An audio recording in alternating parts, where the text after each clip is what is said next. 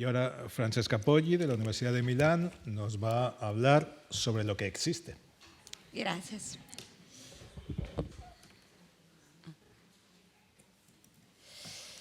Bueno, muchas gracias. Antes de todo, quiero agradecer a Jordi y a todos los organizadores. Estoy muy feliz de tener la oportunidad de participar, de intervenir en la entrega de este importante premio Riccardo Caracciolo y sobre todo soy muy feliz de volver a ver y a discutir con Riccardo, con quien he tenido demasiadas pocas oportunidades de discutir hasta ahora en mi vida, a pesar de haberlas tenidas durante el periodo más importante de mi formación, cuando empecé mi carrera académica y Riccardo pasó mucho tiempo en Génova y también tuve la suerte de visitarle en Argentina. Nunca olvidaré la amabilidad y disponibilidad que me mostró cuando me invitó al Congreso de Vaquerías en el agosto del 2004. Entonces, 20 años de atrás, que no son nada, claro.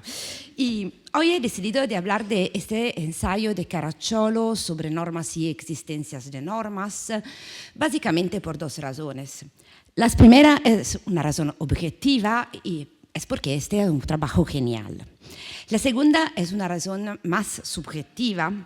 Yo creo que este fue el primer ensayo que me dio a leer mi maestro cuando empecé mi tesis de doctorado.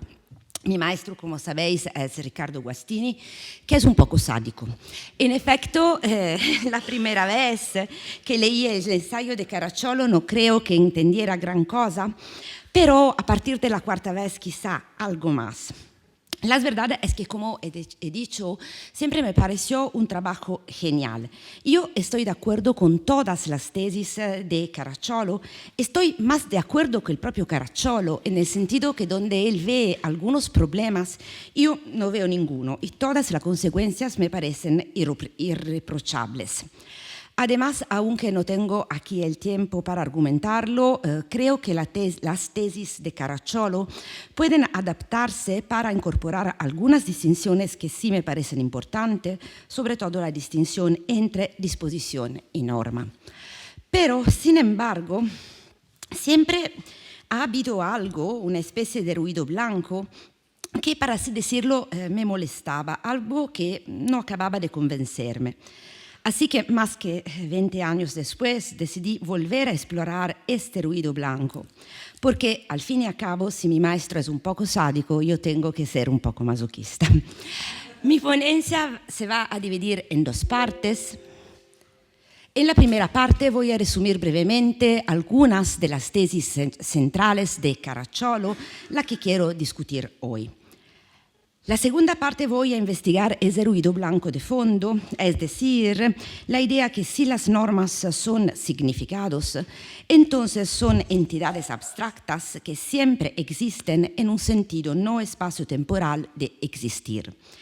Examinaré algunas de las alternativas que se han propuesto en la filosofía del derecho, por supuesto no todas, y la examinaré para evaluar si son más plausibles en el sentido que voy a explicar que la tesis de Caracciolo. Ahora bien, según Caracciolo, la elección de un determinado concepto de norma determina la ontología de las normas, es decir, determina qué tipo de entidades son las normas y, por consiguiente, sus condiciones de existencia. También determina si las enunciaciones que afirman la existencia de normas son verdaderas o falsas. Así, la enunciación en el tiempo T, en el sistema jurídico italiano existe la norma N, depende de cómo identificamos las condiciones de existencia de las normas y estas condiciones a su vez dependen de qué entendemos por norma. Además, la verdad de A depende también de lo que entendemos por sistemas jurídicos italianos y por lo tanto de los criterios de identidad de dicho sistema.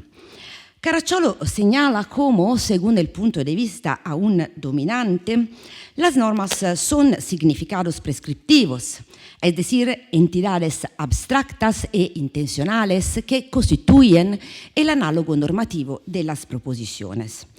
Pero, con las palabras de Caracciolo, hablar de existencia de normas en este sentido equivale a admitir que son entidades que carecen de dimensiones temporales y espaciales. No comienzan a existir, ni dejan existir, ni su existencia puede ser afectada por hecho algunos. Es decir, si las normas son entidades abstractas, no pueden empezar ni dejar de existir. Y esto introduce una profunda incoherencia en la manera en que se suelen configurarse los sistemas jurídicos. De hecho, los sistemas jurídicos suelen entenderse como conjunto de normas significados que pero tienen una dimensión espaciotemporal. Volvemos a considerar si las normas son entidades abstractas e intencionales que siempre existen a condición que sean posibles, entonces A es siempre verdadera. Bueno, parece que no. Siempre es verdadero que existe la norma N y siempre es verdadero que N pertenece a algún sistema. Pero no siempre es verdadero que la norma N existe en el tiempo T en el sistema jurídico italiano, porque esta última afirmación depende también de las condiciones de identidad del sistema jurídico italiano. En efecto, la solución de Caracciolo consiste en distinguir la existencia de las normas de lo que voy a llamar su pertenencia a un ordenamiento jurídico. Las normas, siendo entidades abstractas, siempre existen, pero, al menos según la tesis del positivismo jurídico, las normas pertenecen a un sistema jurídico determinado si satisfacen un criterio empírico de pertenencia que, como escribe Caracciolo, asume la ocurrencia de un hecho o de un conjunto de hechos como indicador para integrar un conjunto de normas. Este enfoque permite distinguir las normas positivas que satisfacen el criterio empírico de pertenencia de las normas no positivas que no lo satisfacen. También permite dar cuenta del carácter dinámico del derecho. Como escribe Caracciolo, podemos adoptar como criterio empírico de pertenencia la ocurrencia de los que se llaman hechos institucionales y decir que si un individuo X, la autoridad normativa X, realiza un acto de promulgación autorizado por la norma N1 y cuyo contenido es N, entonces N integra un conjunto de normas C. Es decir, cada acto de promulgación o derogación de normas distintas determina otros conjuntos. Bueno, hay que subrayar, como subraya Caracciolo, que el criterio de los hechos institucionales no es la única alternativa a la hora de elegir un criterio empírico de pertenencia. Y entonces pueden surgir conflictos sobre qué criterio empírico de pertenencia es el adecuado, o de hecho pueden adoptarse criterios de pertenencia que producen resultados incompatibles, es decir, el derecho puede ser indeterminado. Según Caracciolo, si tenemos esto en cuenta, también podemos entender cómo algunas controversias tradicionalmente presentadas como problemas ontológicos sean en realidad problemas conceptuales. Todas las normas existen, pero solo las normas que satisfacen un determinado o algunos criterios empíricos de pertenencia pertenecen a un determinado sistema. Así pues, la cuestión de saber qué norma pertenece al sistema se traduce en la cuestión conceptual de identificar el criterio empírico de pertenencia. Bueno, paso entonces a examinar, ¿no?, la tesis que no me convence o no me convencía tanto, es decir, la idea de que si las normas son significados, entonces son entidades abstractas que siempre existen. Bueno, esta tesis levanta los llamados problemas de Benacerraf, es decir, el problema epistemológico que consiste en preguntarse cómo podemos conocer las normas teniendo en cuenta que no podemos interactuar con ellas, y el problema de la identidad que consiste en señalar cómo es o identificación, que consiste en señalar cómo es difícil identificar las normas. Lo que voy a hacer Mi problema es si es posible salvar la tesis de que las normas son significados, que es la tesis que quería salvar, sin adherirse a la conclusión de que siempre existen en un sentido no espacio-temporal. A mí me parece que hay solo 3 estrategias posibles para salvar la tesis que las normas son significados, pero sin adherir a la tesis que existen siempre en un sentido espacio-temporal. La primera estrategia es negar que los significados como entidades abstractas existan siempre. La segunda es negar que las normas como significados sean entidades abstractas. Y la tercera es negar que las normas como significados sean entidades. En esta ponencia, por razones de tiempo, me limitaré a considerar solo aquellas propuestas formuladas dentro el marco de la literatura jurídico-filosófica que siguen la segunda y la tercera estrategia, es decir, que sostienen que las normas son significados, pero no son entidades abstractas o no son entidades. Me preguntaré si estas propuestas son alternativas plausibles a la tesis de Riccardo Caracciolo. ¿Qué entiendo por alternativas plausibles? Porque cuál es el criterio de plausibilidad es, en mi opinión, uno de los problemas centrales de la ontología y no es fácil de resolver. En primer lugar, entiendo banalmente alternativas claras, perspicuas, internamente coherentes y que no generen más problemas de lo que resuelven. En segundo lugar, entiendo alternativas que se basan en ontologías aceptables. Como señala Villayosana, una ontología es aceptable si es exhaustiva, es decir, no deja inadvertidamente algo fuera o no propone falsas dicotomías, es relevante, es decir, incorpora criterios apropiados para admitir o rechazar entes y es útil. Este último criterio, el de la utilidad, lo voy a interpretar en un sentido un poco diferente de Villayosana, es decir, a la luz de la perspectiva de la llamada ontología prescriptiva, según la cual la tarea de la ontología es explicar lo que debe existir para que nuestras teorías sobre el mundo sean verdaderas. En mi perspectiva teórica, la noción de norma sirve para dar sentido a una serie de tesis, de ideas, de afirmaciones, principalmente sobre la interpretación jurídica. Por ejemplo, sirve para dar sentido a la tesis de que una disposición puede expresar alternativamente normas diferentes o a la tesis de que una misma disposición se ha interpretado de forma diferente y por lo tanto hay un conflicto de interpretación. Sirve para dar sentido a la tesis de que dos disposiciones diferentes, formuladas quizá en momentos distintos e incluso en lenguas diferentes, expresan la misma norma.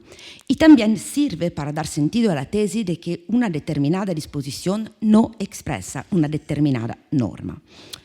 Entonces, empezamos por la primera estrategia. Creo que en la filosofía del derecho podemos encontrar al menos 4 tesis que defienden que las normas son significados, pero no son entidades abstractas. Es decir, la concepción expresiva de las normas, la tesis que identifican las normas con enunciados, las que identifican las normas con enunciaciones y las que identifican las normas con estados mentales concretos. Como es bien sabido, según la concepción expresiva, las normas son entidades pragmáticas en el sentido que son el producto o resultado de actos lingüísticos de hablas y se pueden representar en esta manera, donde el signo de exclamación indica el acto de habla prescriptivo y P indica una proposición. Bueno, esta alternativa nunca me ha parecido aceptable.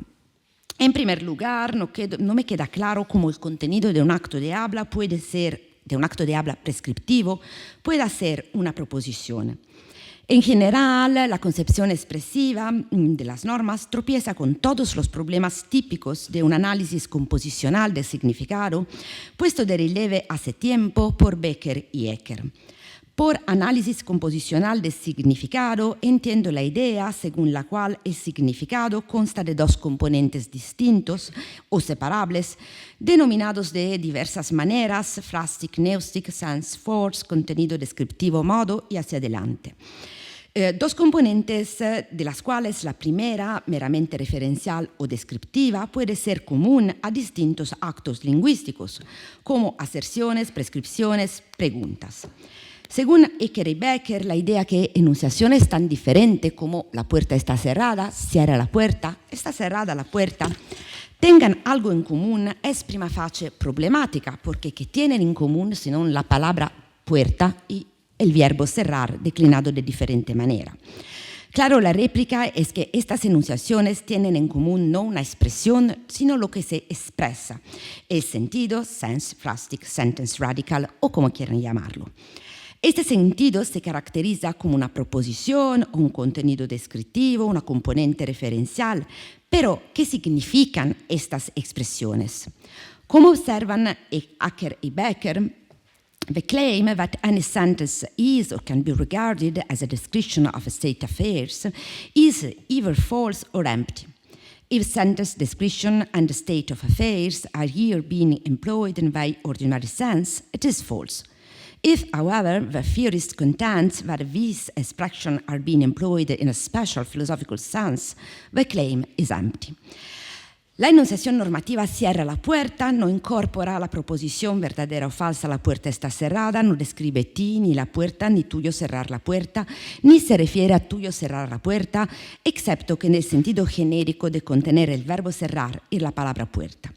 Si en cambio las expresiones proposición, contenido descriptivo, componente referencial se utilizan en un sentido filosófico particular, entonces este sentido debe definirse adecuadamente. Pero, como subrayan Ecker y Becker, esto nunca se cumple. Además, yo creo que el análisis composicional de significado produce la impresión errónea de que la pragmática no interactúa con la dimensión del sentido, con el significado. Esto es erróneo porque, en mi opinión, dos enunciaciones como cierra la puerta y la puerta está cerrada no solo se distinguen por el tipo de acto lingüístico, sino también por su significado, su dimensión semántica. Estas dos enunciaciones muchas veces comunican cosas diferentes y decir que son dos maneras de utilizar la misma proposición, ¿cuál? Me parece que solo causa confusión. Además, como escribe Guastini, la concepción expresiva es una concepción sobre la génesis de las normas que no dice nada sobre la naturaleza de las normas mismas. En particular, para la concepción expresiva, las normas existen si y solo si han sido formuladas por alguien. Pero, como bien subraya Caracciolo, cuáles sean las condiciones de existencia de las normas depende de la noción de norma, y la concepción expresiva no ofrece una respuesta perspicaz a esta última pregunta. Finalmente, según Alciron y Buligin, lo que el acto lingüístico añade o rechaza del sistema normativo es la proposición P. Es decir, los sistemas normativos serían conjuntos de proposiciones. Esto no solo me parece muy contraintuitivo, sino que además plantea de nuevo el problema de qué son las proposiciones y de cuándo existen. En otra palabra, el acto institucional de ordenar una proposición, suponiendo que esto tenga algún sentido, puede verse, en términos de Caracciolo, como un criterio empírico de pertenencia al sistema normativo, pero subsiste el problema de establecer la natura de lo que se ordena, es decir, de la proposición. En este sentido, no me parece que la concepción hilética y la concepción expresiva sean realmente alternativas. Por lo menos ambas se basan sobre un concepto de significado abstracto y intencionales. Entonces, el problema son los mismos. En conclusión, creo que la concepción expresiva no es clara, que genera más problemas de lo que resuelve y además no me parece que se base en una ontología relevante. No es claro en qué ontología se basa. Vamos entonces a la segunda alternativa, las normas como enunciados. Según estas posiciones, las normas no son entidades abstractas porque son enunciados. No estoy segura que nadie haya sostenido nunca esta posición, en el sentido que incluso los autores como Guastini o Hernández Marín, que hablan de norma como enunciados, me parece que en realidad se refieren a enunciaciones. En cualquier caso, si las normas son enunciados, sentence type, entonces son entidades sintácticas abstractas. Normalmente por enunciado se entiende un conjunto de palabras en un idioma de forma gramaticalmente lograda que representa el conjunto, la clase de todas las posibles enunciaciones espaciotemporales determinada de ese conjunto de palabras. El enunciado sentence type es el conjunto de todas las enunciaciones entendida como utterances token. Bueno, los conjuntos, las clases son entidades abstractas cuyo estatus ontológico se debate intensamente.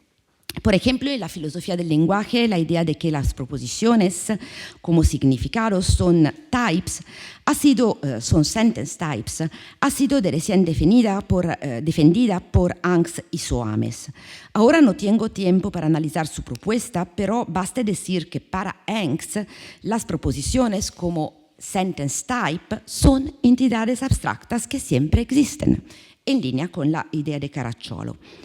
La posición de Soames es más compleja y problemática, pero incluso para él las proposiciones como sentence types pueden existir independientemente de ser instanciadas.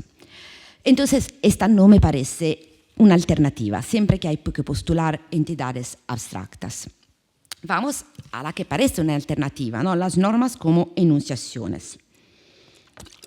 Las enunciaciones son tokens, ocurrencias espacio-temporalmente determinadas y, claro, una enunciación solo existe si alguien la enuncia, se crea, es perceptible con los sentidos, entonces no es una entidad abstracta.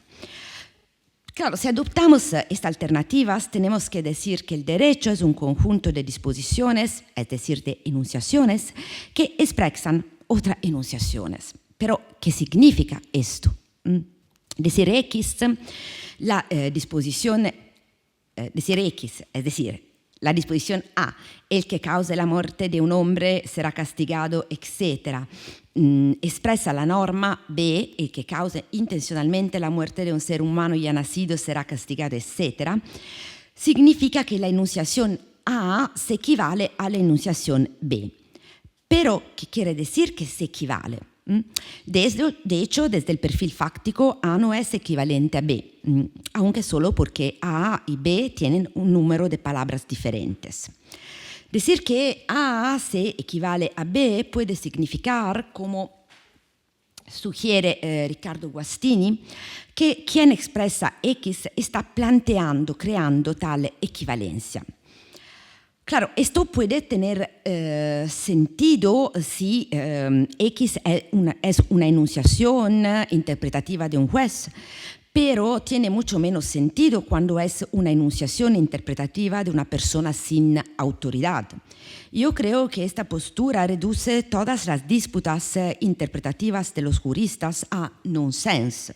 Si yo digo X y tú dices, no sé, Y, el que cause la muerte de un hombre será castigado, expresa la norma B1, todos los perros deben ser cuidados, bueno, no habría conflicto entre nosotros, simplemente estaríamos planteando equivalencias diferentes. Pero tampoco había obviamente un límite a las interpretaciones posibles y tampoco se podría distinguir entre interpretar disposiciones y crear nuevo derecho. Como también ha señalado de reciente José Juan Moreso, decir que A es equivalente a B puede solo significar que tienen el mismo sentido. Pero, de nuevo, ¿qué es este sentido sino una entidad abstracta? Una alternativa podría ser argumentar que los significados no son entidades intencionales abstractas, sino representaciones mentales concretas, es decir, representaciones mentales como token, porque si serían types se volvería con el problema de las entidades abstractas.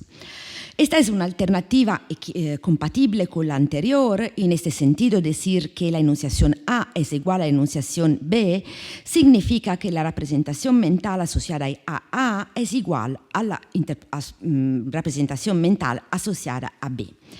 Este, por ejemplo, es el camino que siguen los realistas escandinavos, según los cuales las normas no existen, porque según la tesis de la realidad de Agerstrom, no existen en el tiempo ni en el espacio, pero sí que existen las ideas de normas, y estas ideas son entidades concretas situadas en el tiempo y en el espacio. Bueno, las objeciones contra la tesis que identifica los significados con las representaciones mentales son bien conocidas. Por ejemplo, según Putnam, no es posible sostener simultáneamente que el significado es una representación mental y que el significado fija la referencia de un término. Incluso dejando de lado estas críticas, las concepciones de los significados como representaciones mentales, creo que no da cuenta de la forma en que hablamos de las normas en la teoría del derecho y sobre todo no da cuenta de los desacuerdos interpretativos. Sí, yo digo, la disposición A es ambigua porque expresa dos significados alternativamente y tú dices la disposición A no es ambigua porque expresa solo un significado. Bueno, no estamos en desacuerdo porque, según este enfoque, lo que yo estoy diciendo es que yo asocio dos representaciones mentales concretas a la enunciación A y lo que tú estás diciendo es que tú asocias una representación mental concreta a la enunciación A y, claro, nuestra afirmación no puede ser ambas verdaderas. En cambio, el desacuerdo surge porque lo que nos estamos preguntando es qué representación mental debe asociarse a. El significado, creo, es normativo, es una cuestión de regla y norma. Pero me parece claro que las reglas que fijan el significado no pueden ser ellas mismas representaciones mentales concretas. Para decirne una, si lo fueran, la pregunta según nuestras reglas lingüísticas, ¿qué representaciones mentales concretas deberíamos asociar a A? Equivaldría a, según nuestras representaciones mentales concretas, ¿qué representaciones mentales concretas deberíamos asociar a A? Y esto claramente no tiene ningún sentido. Vamos a examinar la última forma que voy a examinar hoy, no es la única, la última en absoluto obviamente, ma la última forma de contrarrestar la tesis de Caracciolo que voy a analizar hoy, es decir, argumentar que los significados no son entidades. Uno de los más famosos defensores de esta estrategia es, como es bien sabido, Quine. Según Quine, no existence without identity, es decir, hay existencia si y solo si hay un criterio de identidad. Existir es ser el valor de una variable.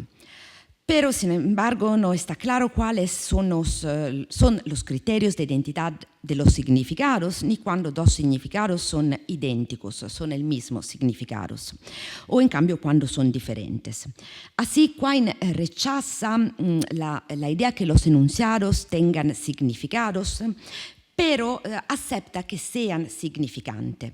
Según Quine, podemos hablar directamente de los enunciados como significantes o carentes de significados, como sinónimos, sin plantear entidades abstractas.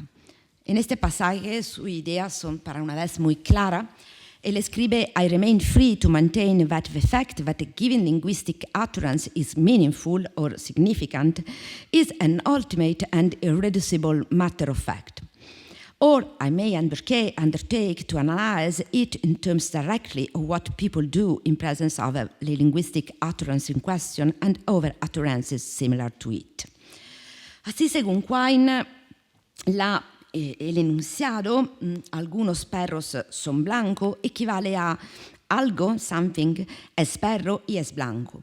Y para que sea verdadero, las cosas sobre las que cuantifica la variable algo, debe incluir algunos perros blancos, pero no debe incluir la caninidad o la blancura. Hay que advertir que para Quine lo que significan no son las enunciaciones como tokens, sino los enunciados como type. Después de un primer rechazo, Quine acepta la idea de que sí existen entidades abstractas, incluidas aquellas entidades abstractas que son las clases. Entonces, si no le gustan las entidades abstractas, Quine no es una buena teoría para ustedes. Pero, claro, esta postura de Quine pone muchos problemas por lo que afecta a la sinonimia. Por ejemplo, ¿en qué sentido podemos decir que dos enunciados como algunos perros son blancos y some dogs are white tienen, o mejor dicho, disculpe, significan lo mismo? Uno puede decir, bueno, si tienen las mismas condiciones de verdad, o mejor, si las variables algunos y some cuantifican sobre las mismas cosas. Esto sí, pero ¿cómo lo sabemos? Si no hay significado, no hay reglas, porque las reglas son significados normativos. Y entonces todos los que tenemos son regularidades, comportamientos y actitudes observables de los hablantes. Quine es muy coherente, muy honesto sobre esto. Su respuesta a cómo lo sabemos es, bueno, no lo sabemos. Cada experimento de traducción es siempre indeterminado, ¿no? Es la tesis de la indeterminación de la traducción. Entonces, no lo sabemos, más o menos, pueden ser más o menos equivalentes, pero no lo sabemos. Pero claro, esto me parece un precio muy alto que pagar si tenemos que renunciar a los enunciados.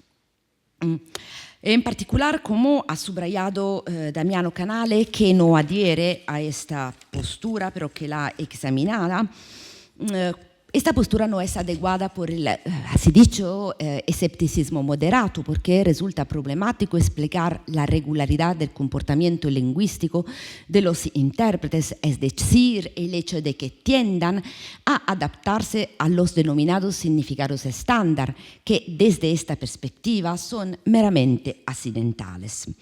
Además, creo que hay otras dificultades, algunas están ligadas a la teoría particular de Quine, pero hay otras también generales por todas las teorías que niegan las intenciones. En particular, no veo cómo esta postura, esta línea de investigación puede ajustarse al lenguaje normativo. Por ejemplo, ¿en qué condición una enunciación normativa es equivalente a la otra? Respecto a este problema, Canale sugiere emplear la lógica de la satisfacción. El enunciado T significa S sería equivalente a T es eficaz si y solo si S. Sin embargo, yo creo que esta traducción, que es muy difundida, no funciona. Decir que A, el que causa la muerte de un hombre, debe ser castigado, significa B, el que causa intencionalmente la muerte de un ser humano ya nacido debe ser castigado, equivaldría a decir A, el que causa la muerte de un hombre será castigado, es eficaz sí y solo sí, el que causa la muerte de un hombre debe ser castigado, es eficaz sí y solo sí, el que causa intencionalmente la muerte de un ser humano ya nacido debe ser castigado. Esto no tiene sentido. Pero tampoco tiene sentido decir que cuando digo A, que A significa B, digo lo mismo de el que causa la muerte de un hombre debe ser castigado, es eficaz sí y solo sí. B1, el que cause intencionalmente la muerte de un ser humano ya nacido es castigado. ¿Por qué no funciona esta equivalencia? Bueno, básicamente no funciona porque el significado de A no es B1, porque A es una norma y B1 es una proposición. En términos más generales, identificar el significado de una norma con sus condiciones de eficacia significa perder el elemento de la normatividad. Cierra la puerta no expresa la proposición, la norma cierra la puerta es efectiva sí, solo sí, la puerta la cierra tú. Cierra la puerta expresa el orden de cerrar la puerta. Bueno, algunas conclusiones provisionales. Ciertamente quedan otras alternativas por explorar, las alternativas que caen bajo la primera estrategia, pero también muchas otras que han sido exploradas en ontología, pero no en la filosofía del derecho. Provisionalmente, sin embargo, creo que puedo concluir que la tesis de Caracciolo es preferible a las otras que he explorado hoy, al menos si nuestro objetivo es dar cuenta a la forma en que hablamos de normas en la teoría del derecho. En definitiva, creo que esta tesis tampoco conlleva un precio ontológico demasiado alto. No se trata de admitir la existencia de una dimensión separada de la realidad, de un fantasmal mundo 3, sino solo de admitir que el concepto de existencia no es único y que hablamos de existencia en sentido diferentes. Hablamos de existencia espaciotemporal, pero también hablamos de la existencia de aquello que es solo posible. Bueno, esto es discutido, pero muchos lo hacen. Como hablamos de la existencia de personajes de fantasía y nos preguntamos dónde vive Sherlock Holmes. Gracias.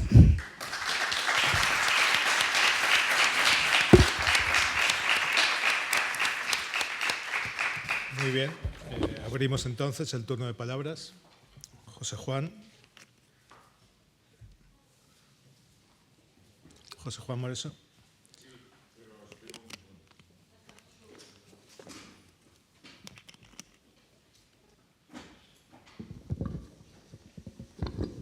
Gracias.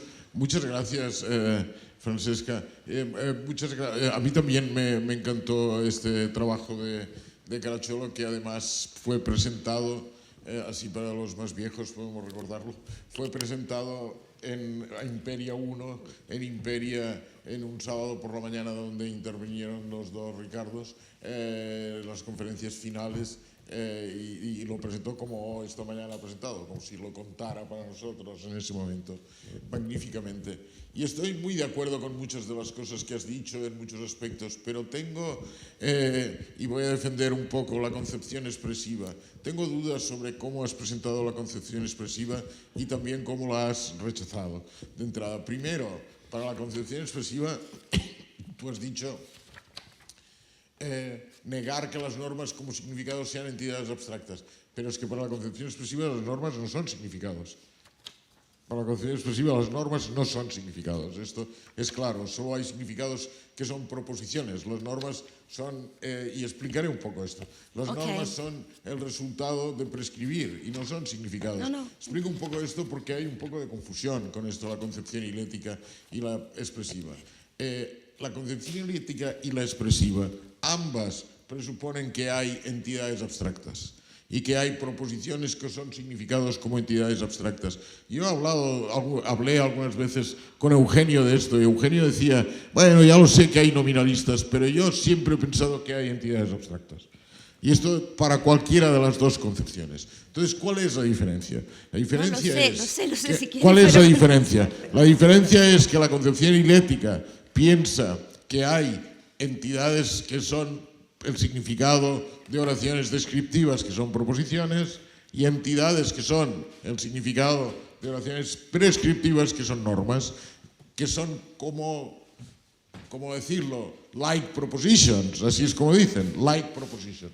No son proposiciones porque no son verdaderas ni falsas, pero son como proposiciones. Esto es la concepción hilética. Es decir, la concepción hilética tiene un mundo de entidades abstractas más poblado, más rico. Para la concepción expresiva solo hay un tipo de entidades abstractas semánticas, las proposiciones, que son significados, no hay nada más. Y con las proposiciones podemos hacer cosas distintas, podemos afirmarlas, conjeturarlas, ordenarlas, preguntarlas. Esto tiene problemas, lo sé, pero es una posibilidad de entenderlo. Entonces las normas no son, claro, también hay entidades abstractas aquí, que son las proposiciones, y tenemos este problema, pero tal vez es un modo de resolver la objeción de Ricardo Caracciolo. ¿Por qué es un modo de resolverla? Porque yo a veces he dicho, y me repito, perdonadme, yo a veces he dicho que la solución es la misma. Antes cuando había solo Telefónica como compañía telefónica en España, había grabado un mensaje que cuando te equivocabas al pulsar un número decía Telefónica le informa que el número marcado no existe. Bueno, no es que Telefónica tuviera tesis sobre la filosofía de las matemáticas, claro, era muy sencillo. Lo que quería decir, que el número marcado no está asociado a ningún cliente, a ningún usuario, ¿no? Bueno, esto permite distinguir el número como entidad abstracta, el número que es la proposición, el contenido proposicional, del número como asociado a alguien. Depende una cosa de otra, pero son dos cosas distintas. De hecho, el número como entidad abstracta es equivalente, yo qué sé, a la multiplicación de dos otros números. En cambio, si tú marcas la multiplicación de los dos otros números, no sale ningún abonado. Digamos, tiene una naturaleza distinta. Entonces, tal vez eso pueda permitir explicar que las normas son asociadas a determinadas prácticas sociales, de ordenar comportamientos, etcétera, o que sea una concepción tal vez como la de von Britt, ¿no? Para que exista una norma en este sentido, pero las proposiciones existen siempre como entidades abstractas. Tal vez esta sería una solución. No sé por qué te parece que la concepción expresiva en ningún caso puede resolver este problema, porque conserva la idea de significado. Es verdad que hay otros problemas que ahora los sistemas normativos son sistemas de proposiciones, que hay el juego, esto es verdad, esta parte es verdad. ¿Qué pasa con las normas condicionales? Todo esto es verdad, pero el problema ontológico, que creo que por eso le resultaba atractivo al Zurroni Burin, el problema ontológico en la concepción expresiva parece que tiene, digamos, al menos es plausible, esto quiero decir. Bueno, fue un poco, yo creo que la principal diferencia entre la concepción dialéctica y expresiva es que por la concepción expresiva las normas son los equivalentes de las aserciones, es decir, producto de acto lingüístico, entonces no están en el mismo plan de la proposición. En cambio, para la concepción dialéctica están en el mismo plan de la proposición.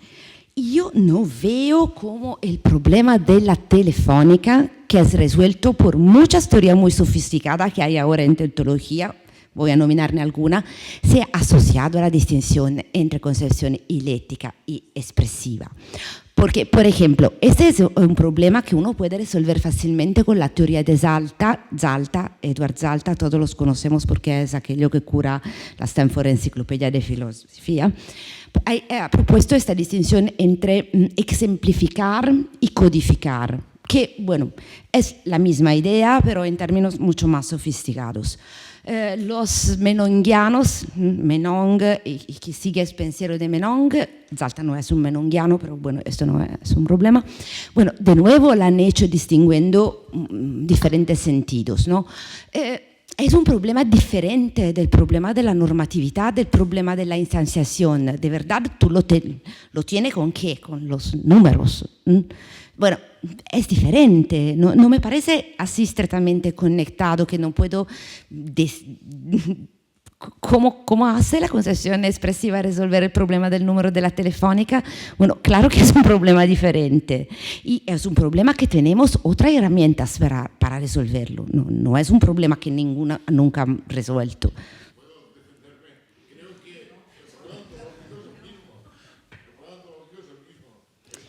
En un sentido, pero, ¿qué diferencia hace respecto a la estrategia de Caracciolo? Que es decir, bueno, tenemos un sentido en el espacio temporal y después tenemos un sentido en que las normas pertenecen al sistema. No es igual, pero la solución de Caracciolo me parece que plantea menos problemas, José Juan, simplemente.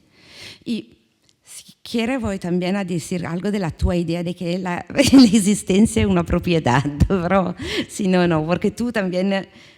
Yo no he hablado ni de tu tesis ni de la tesis de Villayosana porque pienso que se caen en la primera alternativa, que he decidido hoy, por cuestión de tiempo, de no considerar, solo por esto. Pero en lo que voy a escribir voy a criticar también a vosotros.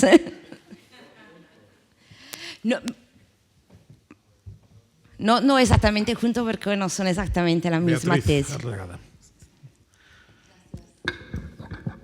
Francesca, lo primero, felicitarte. Me gustó mucho tu exposición y me encanta que vuelvas sobre este artículo que en mi opinión es de los más preciosos de la filosofía del derecho, así que te felicito. Y todo lo que has dicho es muy interesante, así que simplemente un par de cosas y si hay más tiempo luego más. Me interesa mucho todo lo que has dicho. Mira, un poco, o sea, no sé si en la línea de José Juan, pero sí en la línea de no defender la expresiva, pero sí te diría, o sea, recomendaría que, dado lo que estás haciendo, quizás tener en cuenta que hoy es difícil hablar de la concepción expresiva por la cantidad por lo problemática que es y las interpretaciones a las que está sujeta. Varias de las cosas que tú dijiste, citando a autores, sé que no necesariamente es tu opinión, pero son discutibles, es decir, no son pacíficas. Entonces, te menciono algunas, simplemente no es necesario que me respondas, pero, por ejemplo, cuando dices que según la concepción expresiva, las normas se identifican con el resultado de un acto de prescribir. Vale, es verdad que Al-Zurroni y Burin son ambiguos, entonces a veces eso, a veces dan a entender otra cosa. Pero me parece que a partir de esa ambigüedad, por ejemplo, otra cosa que dije, ambigüedad, es decir, que no sabemos si es el acto de habla propiamente tal o el resultado de ese acto de habla.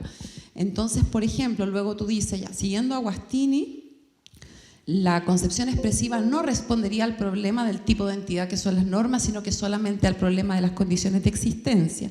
Pero eso también es discutible porque, por ejemplo, te lo digo porque Juan Carlos Bayón, por ejemplo, diría que la concepción expresiva es una concepción completa en el sentido de que responde las dos preguntas, identifica las normas con actos de habla y no con el resultado de los actos de habla. Y esto es un poco diferente. Entonces, por ejemplo, Ricardo Caracciolo en su artículo, y el mismo Guastini y Cristina Redondo, ellos asumen cuando critican la concepción expresiva que identifica las normas con actos, pero esto no es necesariamente así, porque el producto de ese acto podría ser, por ejemplo, como sostiene Guastini, un significado en algún sentido. Entonces, a mí lo que me parece problemático en tu propuesta es hablar tan simplemente de la concepción expresiva cuando ella está ya tan, incluso si miramos por ejemplo recientemente a Jorge Rodríguez y Pablo Navarro, de alguna manera están sosteniendo una concepción expresiva matizada, como diría Daniel González Lajer. Entonces creo que acá te puede dificultar más que ayudar. Tal vez yo haría más distinciones y salir de eso. Y lo último... yo tengo solo que decir que esta es una versión muy resumida de un ensayo que ya está más de 30 páginas, pero podemos discutir. Lo último, y esto ya es más de fondo, que te quiero preguntar. ¿Por qué consideras, o sea, cuando dices encuentro preferible la tesis de Ricardo Caracciolo, ¿por qué te parece preferible? O sea, porque te propongo lo siguiente, si tú dices que lo que estamos intentando hacer es dar cuenta del modo en que hablamos de las normas, bueno, ¿quiénes? Supongo que te refieres a los operadores jurídicos en general,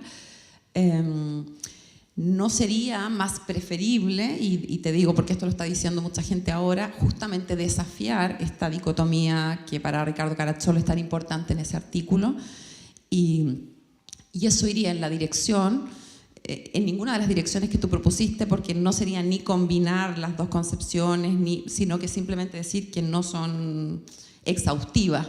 Por ejemplo, Cristina Redondo, Bruno Celano, etcétera, ellos van todos en esa dirección, más que de combinar, de superar, en el sentido que pareciera que las normas son un tipo de entidad que no se puede categorizar en esta dicotomía tradicional. Entonces, quiero preguntarte qué piensas de eso, al margen de que te parezca preferible frente a estas la de Ricardo Caracciolo. Gracias. Entonces, empezó de esta última pregunta. El objetivo de este trabajo es solo de analizar las alternativas que se han propuesto, no de elaborar una alternativa nueva. Este no es el propósito. Claro, no es para ahora mi propósito. El propósito era analizar. Sobre la concepción expresiva, claramente tiene razón en el sentido que en el paper voy a distinguir también estas dos alternativas y tampoco me parece absolutamente plausible, pero como me parecía también menos plausible, no he hablado hoy, identificarla con un acto. Bueno, no sé si es porque soy freguiana y entonces, bueno, me parece verdaderamente absurdo esto, pero Frege fue el primero a introducir el acto de aserción, pero claro que no tenía nada que ver con el sentido de la referencia. Pero, claro, esta parte tiene razón, tengo que desarrollarla. Yo, entre todo lo que he leído, después te pediré la referencia de Juan Carlos Bayón, porque de él no había encontrado su trabajo sobre este tema. Entonces, gracias. Paolo Comanduzzi. Me parece. Sí, tú terminaste diciendo quizás tendríamos que explorar la pluralidad de significado de existencia en este debate. Y me parece muy bien. Me pregunto, ¿por qué no hiciste lo mismo con el significado? Es decir, explorar la pluralidad de significados de la palabra significado en esta discusión teórica. ¿Por qué tú presentas como alternativas las teorías? Y yo desde un punto de vista meta te diría, bueno, hay varios significados de significado, algunos pueden ser más útiles para explicar determinados fenómenos, otros pueden ser más útiles para explicar otro fenómeno. Te hago solo un ejemplo, esto de la entidad abstracta y los estados mentales, ¿no? La contraposición entre estas dos. Bueno, ¿por qué no hablas de significado type y significado tokens? Los significados tokens son los significados como representaciones mentales y puede haber la mía, la tuya, la suya. Pueden haber, y esto no lo dijiste porque no te era útil, pero pueden haber estados mentales compartidos, en el sentido del significado compartido, no necesariamente cada uno tiene su significado que le atribuye, no, sino más bien hay significados sociales, porque atribuidos socialmente a determinadas expresiones.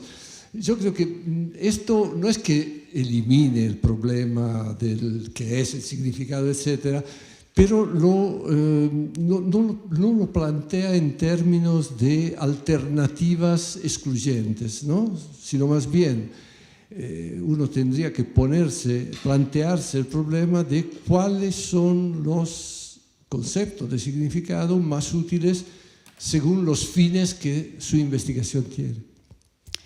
Gracias, Paolo. Me parece que esta tu idea, pero en general está muy compartida por la gente que hace ontología y que piensan que no existen los significados. Pienso a Iacona, pienso a muchísimas otras personas, en un sentido también Diablo, a esta idea, ¿no? Es decir, son cosas útiles para hablar entre nosotros, son solo útiles para esto, pero de verdad no existen, es un útil expediente, porque si no, la idea que podemos hablar, que los significados pueden ser tokens, que pueden ser types, que pueden ser representaciones, bueno, no pueden ser todos estos contemporáneamente, no, me parece muy difícil. Puede ser que cuando hablamos de significado algunas veces nos referimos a representaciones mentales. No veo cómo las representaciones mentales puedan ser significados públicos.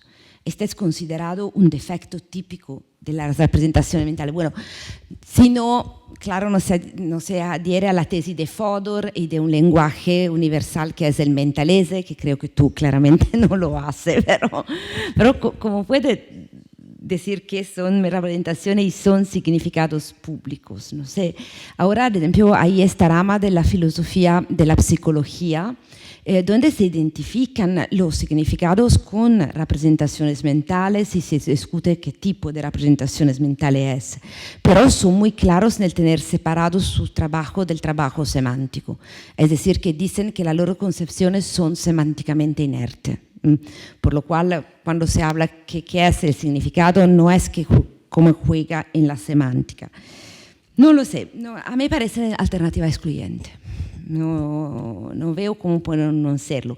Bueno, la única alternativa que veo es decir, bueno, de verdad no existen, pero estamos así acostumbrados a hablar en estos términos que, bueno, nos costaría hablar en términos diferentes y entonces sí, claro, como es simplemente una convención, podemos elegir como queremos.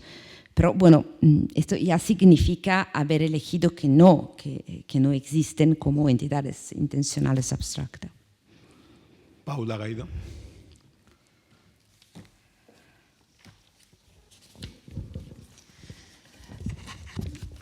Gracias, Francesca, por tu trabajo. Muchas gracias. Yo tengo una duda en relación al planteo que hace Ricardo en su trabajo, entonces, y como veo que vos pareces coincidir con sus tesis, entonces la pregunta que le hago a Ricardo también te la hago a vos. ¿Qué es mejor? No, porque Caracciolo parece plantear ahí en ese trabajo que yo leí hace un tiempo que lo que se plantean como problemas ontológicos son en realidad problemas ontológicos en relación a la existencia de normas jurídicas, problemas relativos a la existencia de normas jurídicas son en realidad problemas conceptuales. Pero si la elección de un cierto concepto de norma jurídica, luego también afirma, determina las condiciones de existencia de las normas jurídicas. No creo que lo A ver, habla en este sentido. entonces, a ver, déjame Identificar- termino la pregunta. Entonces, si la, Sí, yo entendí. entendido es identificar el criterio de pertenencia empírica, que es un problema conceptual. Y la identificación de criterios, si bien he sentido como el ejemplo de las normas inconstitucionales, ¿no? El problema es la identificación del criterio de pertenencia empírico, porque si no, claro, sería circular, ¿entendido? Pero no lo sé, no. Disculpa, Sí. Ricardo, Si Ricardo he quiere contestado agregar algo, yo. pero si es eso, aclarado. No, pero que conteste él, porque yo puedo haber malentendido.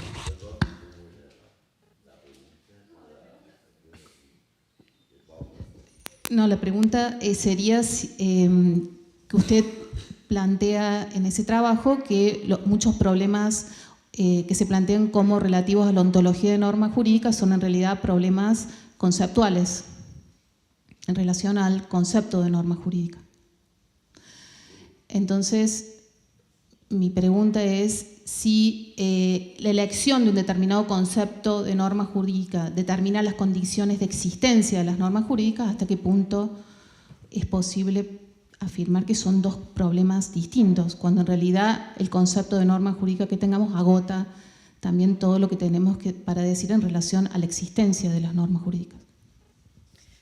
Como puedes ver que no te lo recuerda también, de verdad, lo he leído mucho. Y tú dices una otra cosa, dice que la identificación de los criterios de pertenencia empírica hace que muchos problemas que se han planteado como problemas ontológicos, por ejemplo, las normas implícitas pertenecen o no pertenecen, es en realidad un problema conceptual, pero conceptual relativo a la identificación del criterio de pertenencia empírica. O yo diría no conceptual, sino empírico también. ¿Cuál criterio se usa en estos sistemas? Se admite también el criterio de las normas implícitas, o otro ejemplo que tú ponías era lo de las normas constitucionales, ¿no? Las normas constitucionales existen, no existen. Bueno, este no es de verdad un problema ontológico, sino conceptual para Ricardo. ¿Por qué? Porque podemos adoptar criterios diferentes, pero de pertenencia empírica. Por ejemplo, para mí existen porque no ha sido declarada inconstitucional. Para alguien no existe. Sí, pertenecen. El problema no es, dice Caracciolo, no, todas las normas existen, entonces eso no puede ser un problema. Es si pertenecen o no. El problema conceptual es el problema de identificar los criterios empíricos de pertenencia. Yo no lo llamaría conceptual, lo llamaría empírico, pero bueno. Empírico. No, mira, a ver, yo de nuevo es un trabajo que tiene 24 años, ¿no? Pero creo recordar el problema que me condujo a ese trabajo. Después voy a decir algo sobre Ricardo Cuartini, que también tiene un trabajo sobre esta idea mía. Me surgió por la idea, por un lado, tengo una concepción del derecho que trata de reivindicar, como lo hemos visto durante hoy bastantes veces, la idea del sistema. El sistema es una idea muy compleja, porque el sistema tiene muchos sentidos, sistema social, sistema. Pero cuando uno lo usa como lo usan los juristas, en el sentido que pretenden constituir conjuntos estructurados, como dijo hoy José Juan, sistemático de normas, supone que las normas son de cierta forma, de que ser capaces, entre comillas, de poder figurar como elementos del sistema. Esa es un poco la idea. Pero por otro lado, cuando uno revisa la cualidad de existencia que proponen los juristas, se encuentra con que los criterios de existencia toman las normas como entidades diferentes de aquellas de cómo tienen que ser para constituir un sistema, es decir, no como entidades abstractas. ¿Por qué? Pues las ven como entidades que van parte del mundo empírico. Entonces, claro, las dos ideas no se combinan. Entonces, la idea de ese artículo fue, mira, lo que hay que hacer es diferenciar los problemas.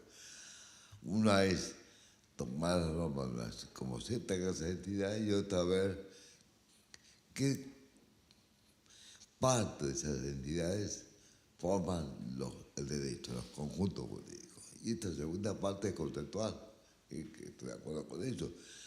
Y acá los conceptos pueden ser varios. Entonces, lo que yo traté de hacer, si mal no recuerdo, es presentar distintas alternativas para mostrar que en todas ellas hay una distinción entre existencia y pertenencia al derecho que se mantiene. Por ejemplo, una de las normas que ahora recuerdo, porque supongo que tendría que proponer mejor niño. Normas genuinas solamente las normas válidas, las que son obligatorias. Claro, entonces eso hacía que tendría que decir que las normas que no son válidas no existen. Y este un poco tiene un problema porque al decir que no existe, estoy tratando a las normas como significado, al cual le agrego una cierta propiedad, que son válidas o que no son válidas. Para hacer este operativo, estos presuponer coexisten. ¿De acuerdo? Otra manera era, creo que Ricardo Bastini dijo algo parecido, que la pertenencia al derecho es una condición de existencia. La pertenencia al derecho. Y ahí yo lo veía como una cosa distinta. Una cosa es pertenecer al derecho y otra cosa es existir. Entonces, puede discutirse o no, y creo que es muy discutible si existen entidades abstractas, temporales, y que no están en el espacio. Pero usted por la tradición de tratar de esa manera a las clases, a los tipos, y el mejor que una vez me dio mucho acordar,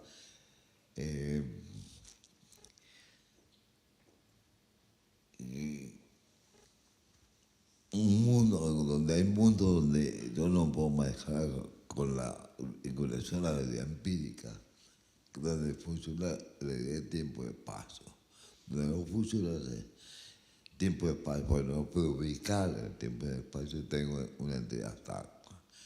Y de alguna manera las normas tienen esa característica, porque son, esto creo que lo dijiste, por eso no tiene nada que decir. La proposition, dijo recién, no se acuerda hace un ratito, era proposición también son entidades abstractas. Por eso tú dijiste no resuelve el problema. Bueno, pero ¿cuál es el problema? Y lo que no resuelve el problema es la otra cuestión, no resuelve el problema conceptual de la pertenencia al derecho. Si decir que son entidades abstractas o que son como las proposiciones, me resuelve el problema ontológico de que son entidades abstractas, pero no me resuelve el problema conceptual, que la cuestión es saber cuáles son de estas entidades que forman el derecho español, el derecho argentino, el derecho... Esa era toda la cuestión, por eso discutí este tema. La verdad que no me pareció tan interesante, gracias a haberlo descartado, Francesca, la discutimos muy bien y muchas gracias. Cristina Redondo.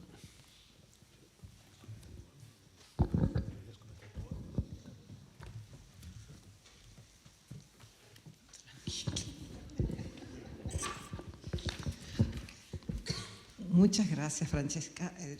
Realmente interesante. Hay muchísimas cosas para discutir y, bueno, no se puede en este momento. Pero algunas preguntas que haría.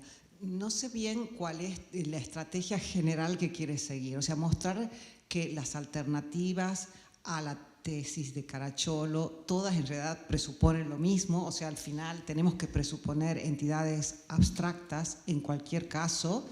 No sé bien cuál sería, si es que hay, no tienes por qué tenerla, digamos, una idea general en contra de las alternativas de las supuestas alternativas, porque los ejemplos que diste al final no son alternativas, todas nos requieren que usemos, digamos, o admitamos entidades abstractas.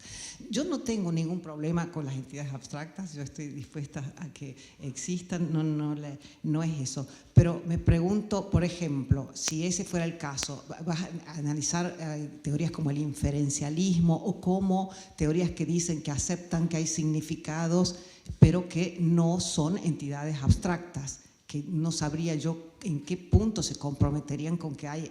Los ejemplos que diste, sí, por eso me pregunto por la estrategia general, porque pareciera que hay otras que no. Entonces, y yo no tengo, vuelvo a decir, problemas en admitir. Otra cuestión que tiene que ver con la tesis de Ricardo, y esto vuelvo a hacerlo de Paulo que a lo de Paula, ¿no?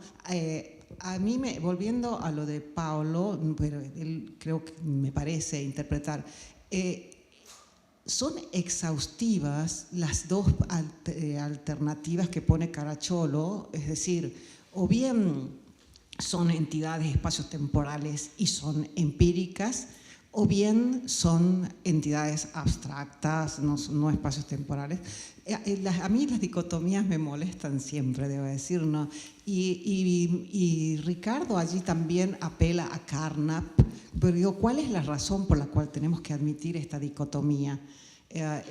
Aún si apelamos a Carnap, tenemos que decir que la única forma de conocer es con un argumento de tipo abstracto o con un argumento de tipo empírico. O sea que aún en ese caso tenemos siempre estas dos únicas alternativas.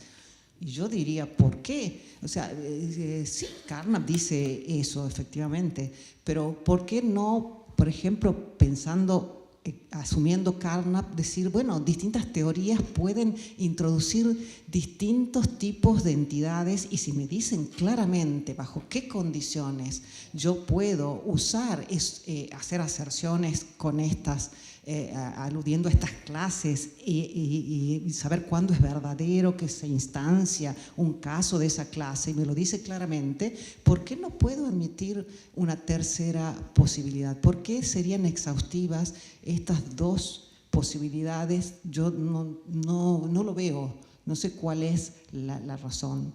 Y la última, Paula, no sé si esta era la pregunta que yo no encontré la respuesta.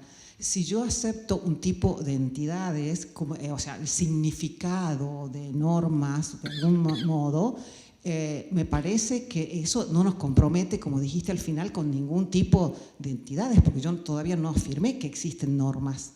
Pero apenas afirme que existen normas, me tengo que comprometer con ese tipo de con la definición que me lleva a aceptar cierto tipo de entidades. O sea, que el concepto en sí mismo no tenga un compromiso ontológico es claro. Yo simplemente estoy definiendo normas como entidades abstractas.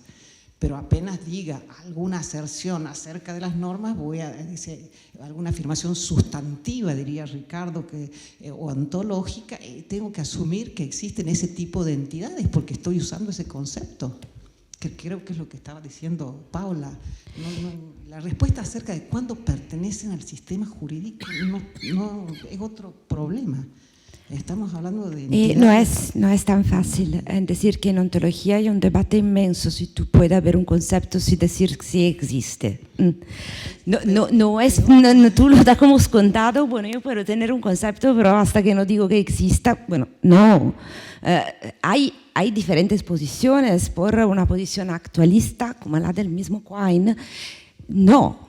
Bueno, puede negar un concepto, la negación no comporta un empeño ontológico, pero bueno, no puede decir, no sé cómo escribe una vez Ricardo, ¿no? Que uno puede decir que la proposición, la tierra gira, ¿cómo se dice? Gira.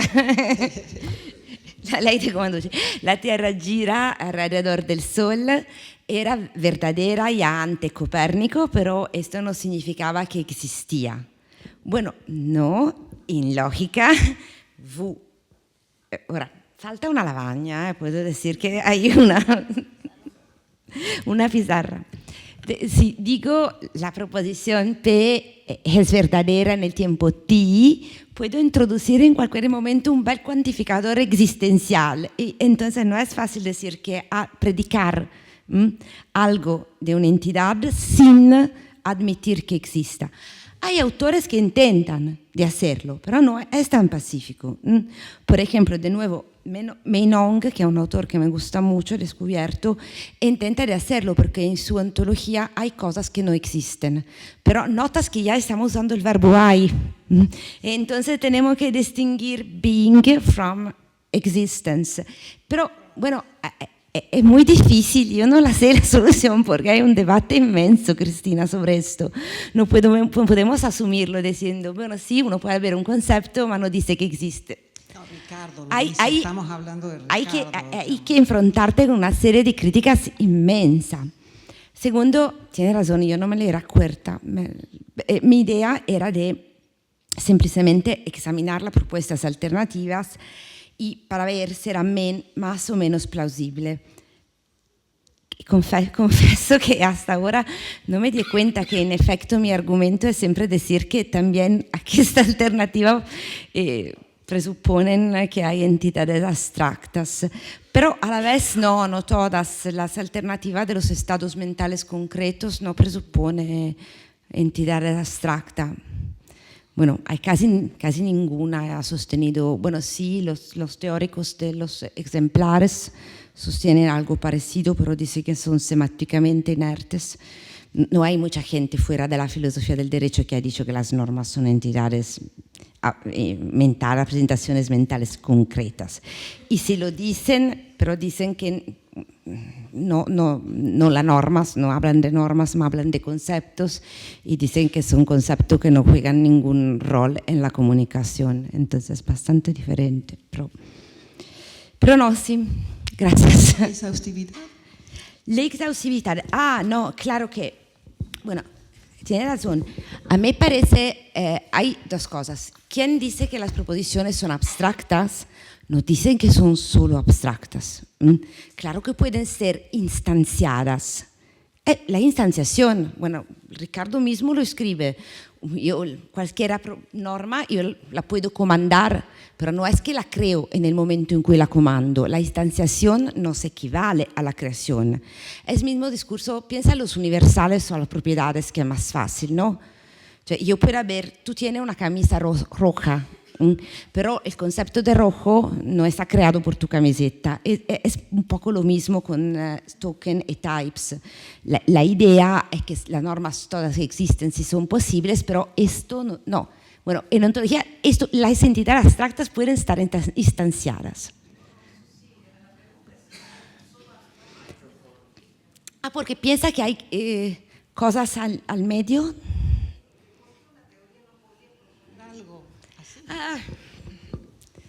Sería muy original. Pedro Caballero. Yo no sé cómo, disculpe, no he terminado, no sé cómo proponer algo, ¿no?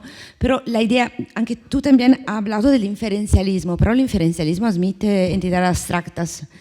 Ne he discutido también de reciente porque yo también he tenido duda sobre el inferencialismo, he discutido con Damiano y Giovanni, y, ¿no? Ellos piensan que no puede funcionar sin entidades abstractas, entonces no es una teoría alternativa.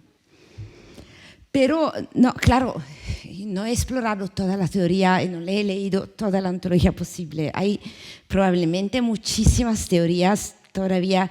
Solo me concentré sobre la teoría más desarrollada en la filosofía del derecho, que me parecen básicamente estas. Pero claro, puede haber otras cosas. No lo sé imaginar, pero... Muchas gracias, Francesca. Te quería proponer explícitamente una distinción que encuentro muy útil, que quería saber sobre todo si la considerabas, si la encuentras útil o no, tú también, que es una distinción muy básica en la literatura de ontología social. La distinción es entre la pregunta acerca de la naturaleza de las entidades y la pregunta acerca de la existencia de esas entidades. Entonces se suele decir que la distinción básicamente entre abstracción y concreción o concreto y abstracto es básicamente una posibilidad una posible respuesta a la primera pregunta acerca de qué tipo de naturaleza tienen las entidades. La pregunta acerca de qué naturaleza tiene cierta entidad puede ser esta abstracta o puede ser concreta. Creo que es esta la distinción también que está en la base del trabajo de Ricardo. Hay otra pregunta que es más interesante, la cual ahora básicamente sobre la cual la literatura sobre ontología social se está sobre todo dedicando, que es de qué manera explicamos el modo en el que adquieren existencia ciertas entidades que pueden ser concretas o abstractas. Ahí están todas la discusión acerca de las relaciones de dependencia metafísica, etc. Y esta distinción, estas dos preguntas distintas, también tienen que ver claramente con la distinción entre ilético y abstracta, ilético y expresiva, perdón. Nada, esto, quería saber qué pensabas sobre esta distinción, si la usas, si la consideras importante, si la ves problemática. No lo he discutido hoy porque me parece que rientran en la primera alternativa, todo lo que tú estás diciendo. Es decir, la idea que hay significados que son entidades abstractas, pero no existen siempre, sino que adquieren existencia. Parece que la rama que está indicando, pues la supraveniencia o el emergentismo y todo esto, se coloca en la primera estrategia. Por esto no lo he analizado. Pero sí me gustaría si hay algunas referencias, porque esa parte la debo ancora explorar de verdad, sobre la filosofía del derecho, pero porque no me resulta que nadie entre nosotros, sino un poco la literatura sobre los artefactos, el derecho como artefactos, aunque sí, no sé, estoy leyendo el último texto de Corrado, por ejemplo, y me parece que para él las instituciones son artefactos, pero no significados. Y bueno, entonces es un poco diferente de lo que estoy intentando de hacer yo. Tengo todavía que hablar con él. Pero esta es básicamente la razón por la cual no he hablado de esas estrategias hoy. Pero claro, me parece un campo interesante para explorar, aunque claramente mucho complejo, porque muchos ejemplos que hacen son muy discutidos, por ejemplo, como colecciones merológicas. He leído en la ontología social, cuando empiezan a existir las colecciones merológicas, bueno, ya no estamos seguros que tiene sentido este concepto. Y de nuevo la idea de artefacto, bueno, he leído muchísimas críticas y parece casi imposible de caracterizar, y hay muchas caracterizaciones diferentes. Entonces, pero sí, si tiene alguna referencia precisa en la teoría del derecho, gracias, porque claramente es un tema que me gustaría explorar. Bueno, pues creo que no hay más preguntas. Gracias.